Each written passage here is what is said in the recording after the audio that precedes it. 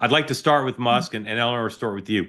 Sure. What's Musk doing that you think is good for the country, and what's Musk doing that you think is bad for the country? Well, I think if he brought his intelligence and his AI skills to the job and really was looking for ways for an abuse and not just trying to find money so they can pay for the huge tax cuts that they're trying to get through the Congress, I'd applaud that. But to invade, and that's kind of the spirit that he brings to this. It's like Silicon Valley, I gather. You go in and you break it and you apologize later if necessary, but you don't stop what you're doing. To go in with these young people who basically harass and humiliate workers and then take on this whole narrative that people who work for the federal government are, slackers and they're just occupying space and they're not doing anything worthy.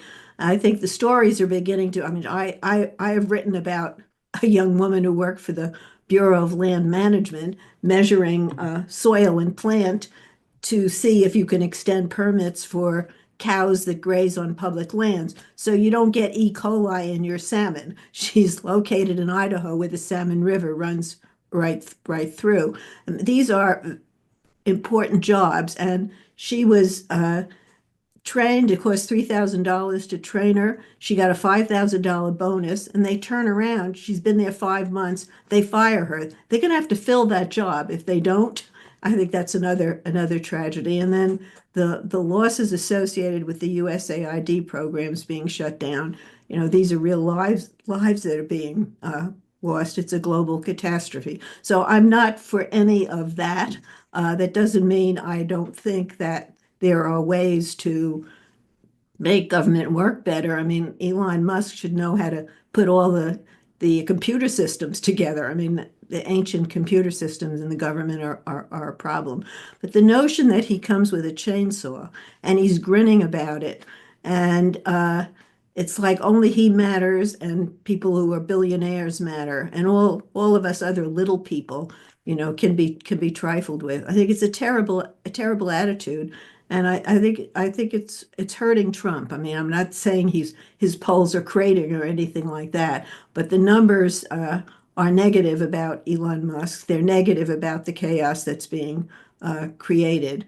And I think if he was smart, he'd yank him back a bit. If we had a pool on who exits this administration first, I'd put Marco Rubio up near the top. I think the body language is telling a lot of his positions and what he's argued for, and he's a serious person.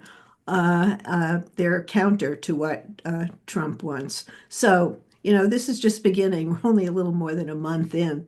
So I'm open-minded about some positive things that can happen, but I think the way they've gone about it is just it's mean. It's really mean. Yeah, he did. Musk today did. He's done it before, but he did today reference the computer systems and the fact that he does want to play a role in trying to modernize them. And I think no one who's ever associated with government as a reporter or a citizen could be against that. I'm Yeah. sure. Thank you for that, Eleanor. Amber, Eleanor listed a lot of things that trouble her, and I'm pretty sure you're going to be more positive about what Musk is doing than Eleanor was. But start with what is he doing that bothers you? What is Doge doing that you think is not being done right? And then tell us what you like about it. Well, I would agree with statements, Mark, that the cabinet secretary should have ultimate control over their agencies, and that includes deciding who gets to work for them, who gets to stay and boot. And so I understand their hesitation with Elon Musk seemingly stepping on their toes and instituting this email test for their workers. Now, in general, do I think the email test is a good idea? Sure. I mean, it's basically proof of life.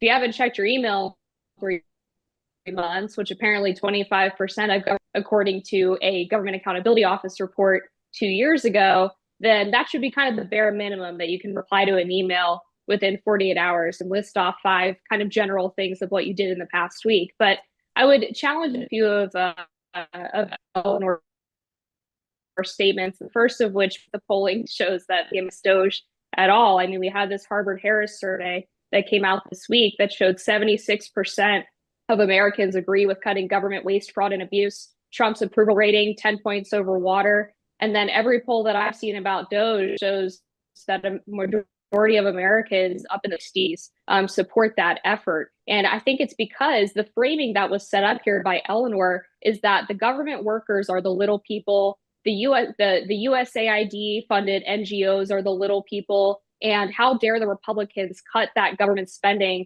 to institute tax cuts? Well, taxes come from the American people. Is the American taxpayer not the little guy in this scenario who is watching as homeless veterans are freezing on street corners, as single moms are forced to survive on barely a little bit of SNAP benefits, as illegal migrants get free hotels, 4-star hotels in New York City? I mean, is that really who we're not standing up for? We're going to pretend that the government is actually the little guy here and not the American taxpayer?